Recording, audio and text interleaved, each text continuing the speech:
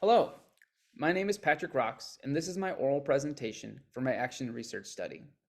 For my study, I chose to look at the effect of visual tuners on intonation accuracy in high school wind and string musicians. I look forward to sharing my results with you today. To begin, I'd like to define the term intonation. Intonation is a complex musical skill that combines both cognitive and physical aspects. According to Salzburg, intonation is the ability of musicians to perceive slight variations in pitch and make corresponding adjustments to their own performance. Intonation is a very individual and independent skill. This can be a big issue in many music classrooms. For young students, the idea of intonation can be difficult to conceptualize, particularly for instrumentalists who are taught if you press your finger in this position, you'll produce this note.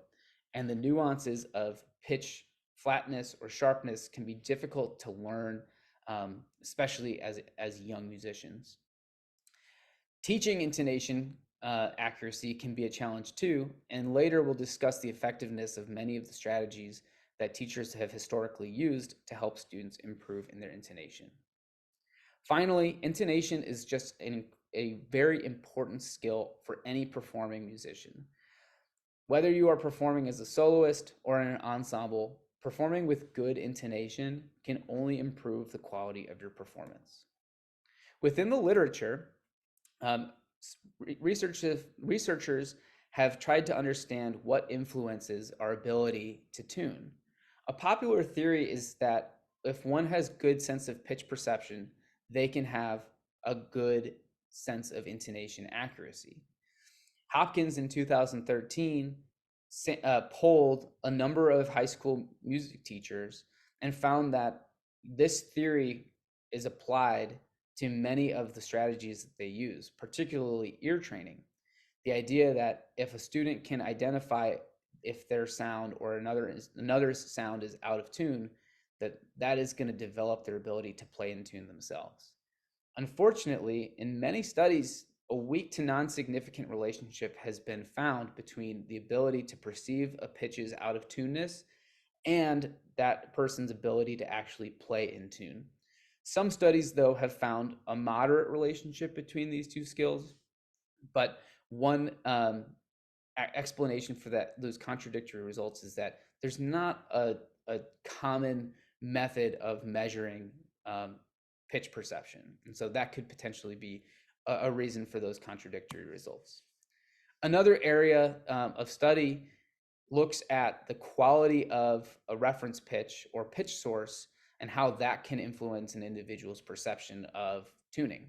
For example, one study found that participants rated darker sounds as being flat and brighter sounds as being sharp when they actually were perfectly in tune. Duke and Morrison both looked at musical context of a note to see if they could predict if notes were going to be out of tune depending on the musical context. They were not able to consistently predict intonation errors based on the direction of travel within a musical line.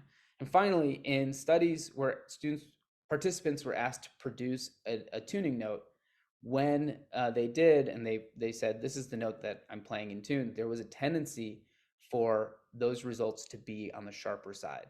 And so the takeaway from this area of research is that perception of pitch can be manipulated or warped by musical factors such as range, timbre, and even the musical context.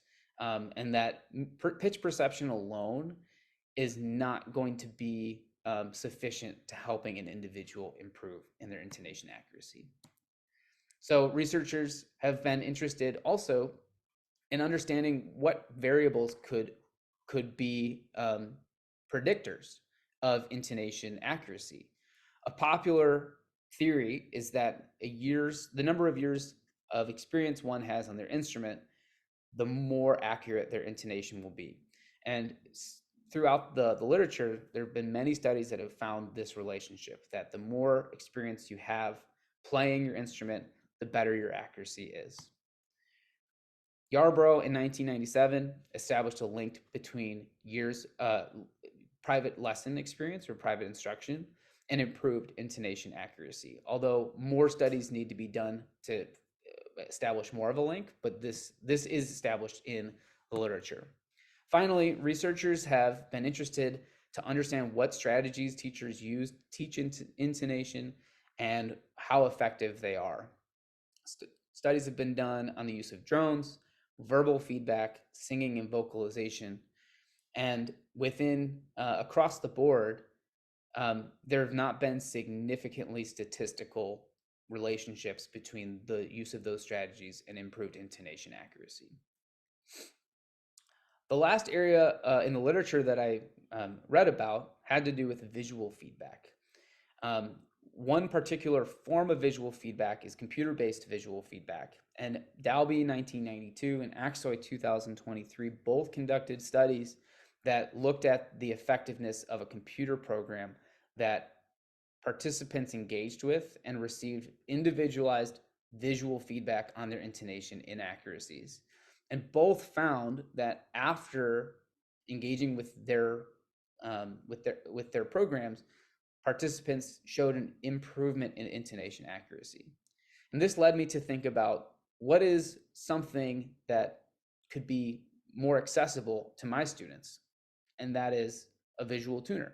Visual tuners are very simple, they're not very expensive, and they can give very helpful, specific, individualized feedback to students.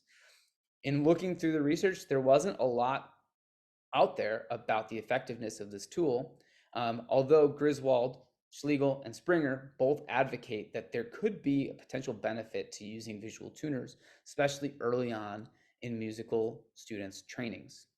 It should be noted that both of those studies express caution about overusing the visual tuner because it could lead to deficits in other musical areas. And so the findings in the visual feedback area of study led me to the study that I engaged on with my students. And so the research questions that guided my work were: number one, what is the effect of tuner usage on intonation accuracy? Two, are visual tuners more beneficial for particular instruments? And three, what is the relationship between years of experience and private instruction and intonation accuracy? For my methodology, I was able to recruit a small but mighty sample of 19 high school instrumentalists, 14 wind musicians, and 5 string players. In this case, all of my string players were violinists. All of these students attended a Catholic high school in a large Midwestern city. The instrumentation and apparatuses that I used for this study included a tone generator called the Harmony Director 600 that generated an oboe timbre for the study. Rationale for that choice is given with those studies, and which also was performed in the correct octave of the student. Students were asked to use headphones; those were provided. A MacBook Pro was used, and the Pratt software was used to collect sound frequency data. This software is used in many studies, and validity for that apparatus or instrument was found in many of these studies. And finally, I used a simple descriptive data questionnaire to capture some information about my students on a Google form. For my procedure, I used a pre-test, post-test model. For the pre-test, students were asked to produce a tuning note. Wind musicians played a concert D, string musicians played a concert E, which was the first finger on the D string. And rationale for these choices were in Morrison and Salzburg. Students were asked to listen to a tone generated from the Harmony Director through a set of headphones that was going to match the pitch they were going to produce, and they were asked to match that sound on their instrument. They got a few seconds to practice, and when the student felt they could play in tune, I asked them to play that note uninterrupted for 5 seconds. After they produced their pre-test, they completed a simple questionnaire which indicated their years of experience, any private lessons experience that they had, and other descriptive data. Once the pre-test was done, I initiated our 3-week tuner intervention. I issued each student a Korg combo tuner and metronome, as well as a contact mic. Before using them, I showed the students how to turn on and off the tuner how to set it to 440 hertz, how to attach the contact mic, and how to read the dial of sharp and flat. Other than that, students were not told how to use the tuner. They were simply told to have the tuner on their music stand visible with the contact mic connected throughout class for the next 3 weeks. After those 3 weeks, students returned their tuners and we performed the post test, which was the same tuning note as before.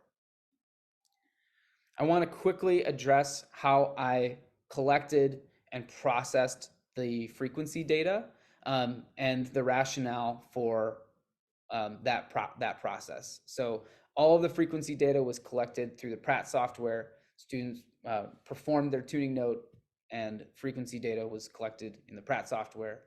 The middle 3 seconds of each student's note were analyzed and averaged and analyzed to avoid any imperfections of the start or decay of the note. And finally, once I had the raw frequency data, I converted that into a cent deviation score, which was presented as an absolute value. So as an example, if the target pitch for a flute player was a concert D, the frequency target was 587.33 hertz. If a student performed a pretest score of 584.3 hertz, converting that into a cent score, they were 8.95 cents flat, or negative 8.95 cents. For the purposes of this study, I'm not interested in the direction of the mistuning, so I created an absolute value of that note, creating a cent deviation score of 8.95, which represents how many cents away from in tune that student's performance was. So the results of my study. For the first question, what is the effect of a tuner usage on intonation accuracy? We can see in this box plot that the pretest score showed an average of 9.53 cent deviation away from zero. Again, zero is perfectly in tune. And then in this case, the average score was 9.53 cents away. Again, does not put into the study the direction of the mistuning, just the degree of mistuning. Standard deviation of 7.95 with several outliers. The post-test score was 10.22 cent deviation with a standard deviation of 6.84. And so the takeaway here is that my students performed worse on their post-test than they did on their pre-test, which seems to suggest that the tuner was not an effective tool for the majority of my students.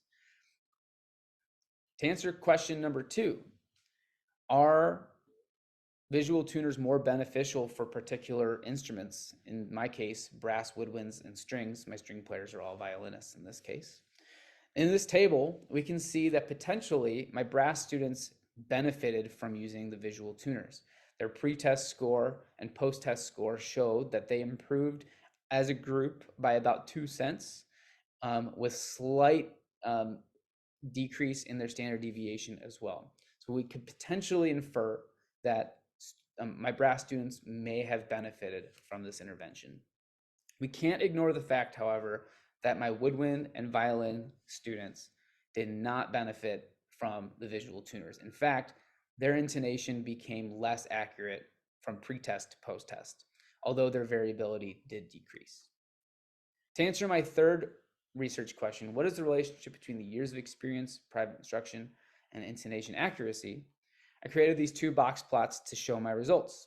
In the left, we can see the 3 groupings of years of experience: 1 to 2 years, 2 to 3 years, more than 3 years. We can see that my most accurate group were my 2 to 3 year students, with my least accurate being my more than 3 years. When we look at the box plot to the right for pre-test scores by private instruction, we can see that students who had answered yes to private instruction ended up with less accurate intonation scores than their peers who did not take private instruction.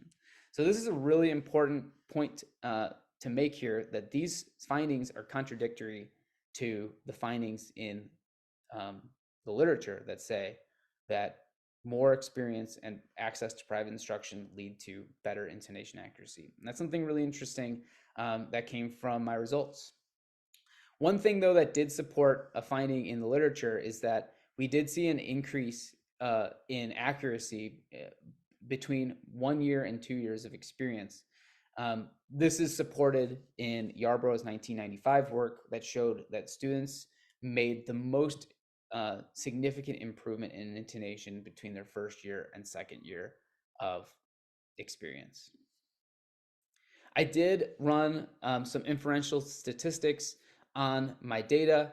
I ran a paired samples t-test to evaluate the difference in pre-test and post-test scores. The variability of my sample, as well as the small sample size, led to results that could not lead to inferential statistics. However, in my ANOVA that I ran to evaluate the relationship between private instruction and years of experience on intonation accuracy, led me to discover that the biggest population of my students have more than 3 years of experience and have had private instruction. And the really interesting thing is that this is one of my most out of tune groups in my ensembles. And that's something really interesting to note, and I'll share some of my explanations and thoughts about that coming up. So, in answering my first research question, what is the effect of tuner usage on intonation accuracy? We can say that based on the results of this study, visual tuners were not alone an effective intervention to helping students improve their intonation. Some of the possible explanations for this is that in my design, I never gave students explicit directions on when or how to use their tuners. Simply, I gave them access to them during class with the hope that with that information, they can make improvements and understand their playing better. Additionally, students may be unfamiliar with this device. These were all school-owned tuners. These were not individual students' tuners. I don't know how well they understand how to use the tuner and how to apply the feedback that it was giving to them.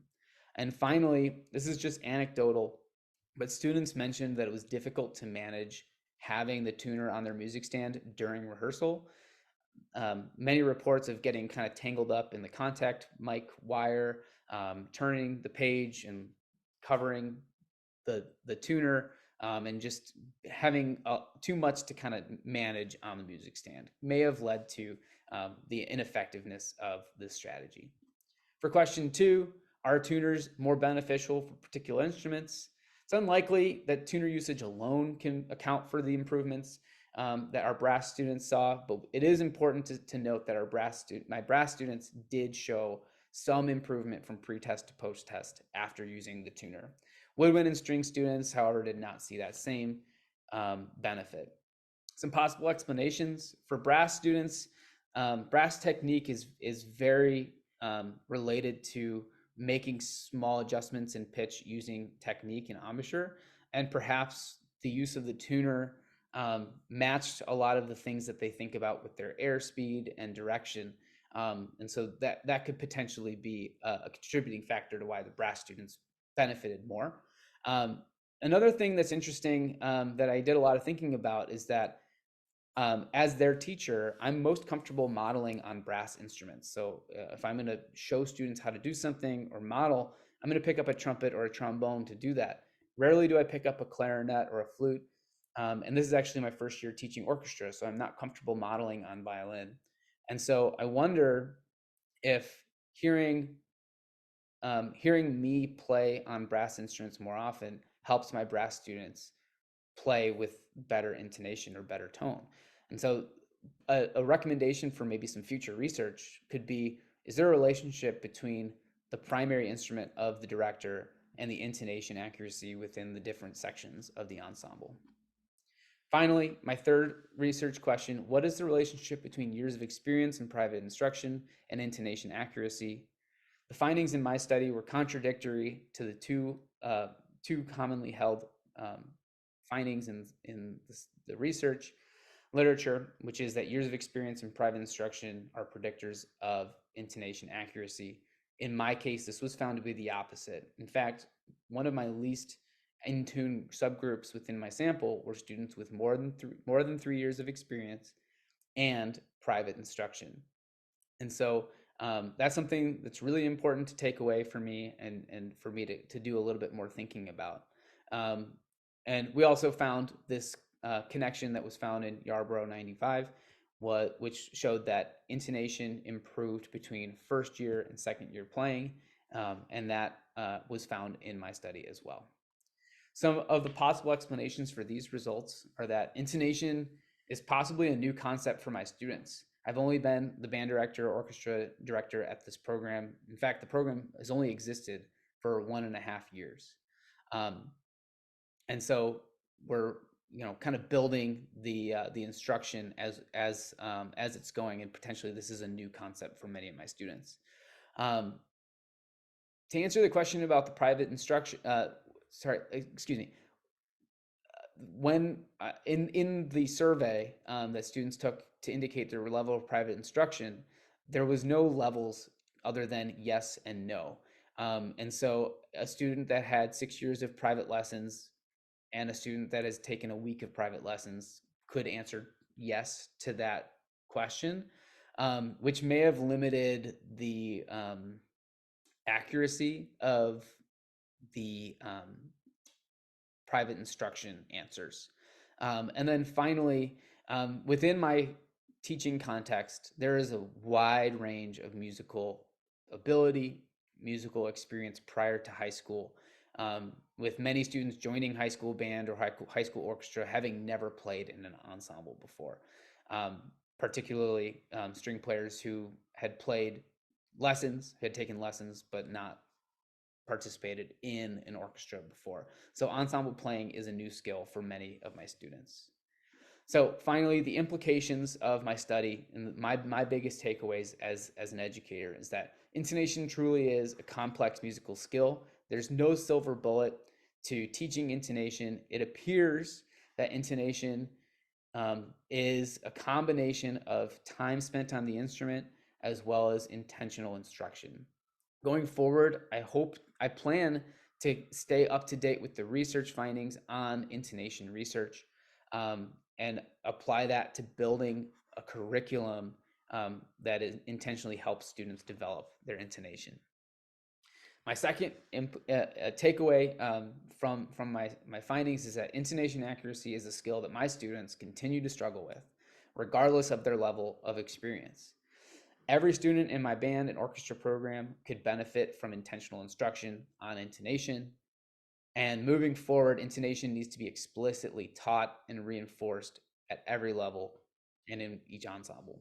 And finally, visual tuners could potentially be effective if they were used in specific instructional strategies. In this study, students were just given access to a visual tuner and asked to use it to make improvements individually.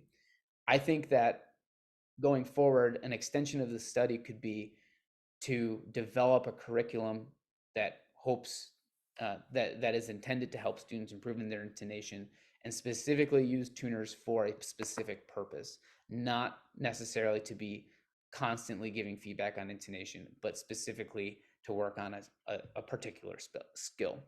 And so I hope that the results of my study are interesting, help you understand intonation a little bit more, and could potentially be used to help you in your classroom.